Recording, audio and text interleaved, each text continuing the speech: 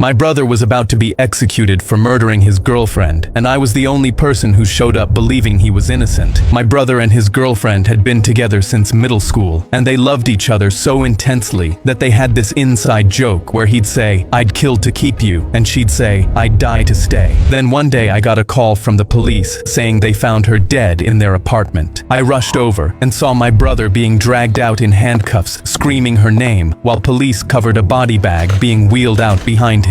At trial, they showed his fingerprints on the knife and her DNA under his nails. The prosecutor pointed at him and said, "He killed her," but I looked at my brother's arms, not a single scratch. The jury convicted him anyway and sentenced him to death. I spent the next 15 years draining my savings on lawyers and private investigators trying to prove his innocence, but nothing worked, and every appeal got denied. My parents thought he was guilty and stopped visiting. My siblings cut me off completely. My mother even told me to stop defending a murderer. The guard opened the door to the witness room, and I stepped inside. It was small and dimly lit, with a window looking into the bright white execution chamber. I walked up to the glass and looked through. That's when I saw them. My mother sitting on the opposite side with my father and my two siblings. All of them sitting with the victim's mother. All of them on her side. It felt like a gut punch, and I grabbed the wall to steady myself. My own family had chosen to sit with them. I scanned the room and noticed the victim's stepfather wasn't there. The door to the execution chamber opened, and guards brought my brother in, strapping him to the gurney and putting IV lines into both arms. We made eye contact through the glass, and he mouthed, "I love you, dude. No homo." I tried not to cry, so I cracked a smile and mouthed, "I love you too. No homo," back. The warden stepped forward and asked for his last words, and his voice came through the speakers. "I didn't do this. I loved her." He looked directly at me. "I love you, man. Thank you for never giving up on me." My mother stared at him with zero emotion on her face, and the warden nodded to the executioner standing by the controls. The executioner's hand moved toward the injection button, and my brother closed his eyes. Then the execution chamber door exploded open, and a man stumbled in with blood pouring from his mouth and collapsed against the wall. Guards rushed toward him, but he threw his hands up screaming, "Stop! I killed her! I killed her!" Everyone froze, and the executioner's hand hovered over the button. My brother's eyes flew open. The man was the victim's stepfather, and blood was dripping from his mouth onto his shirt because he'd tried to kill himself but failed. He looked at my brother strapped to the gurney, and his face completely crumpled. "I'm so sorry. I killed her, not you. It was me." The victim's mother started screaming, "What are you talking about? What are you talking about?" He dropped to his knees, sobbing. "She found out I was touching her little sister. She was going to tell. I panicked and killed her in his apartment, planted the knife, scratched his clothes with her hand, and framed him because everyone would believe her obsessed boyfriend snapped." The room went completely silent, and the warden looked at the executioner and said, "Stop everything. Get him off that table." Guards rushed to unstrap my brother while the victim's mother collapsed, screaming. When they freed my brother, he could barely stand, so we held each other and didn't let go. My family tried to apologize, but he walked right past them without saying a single word.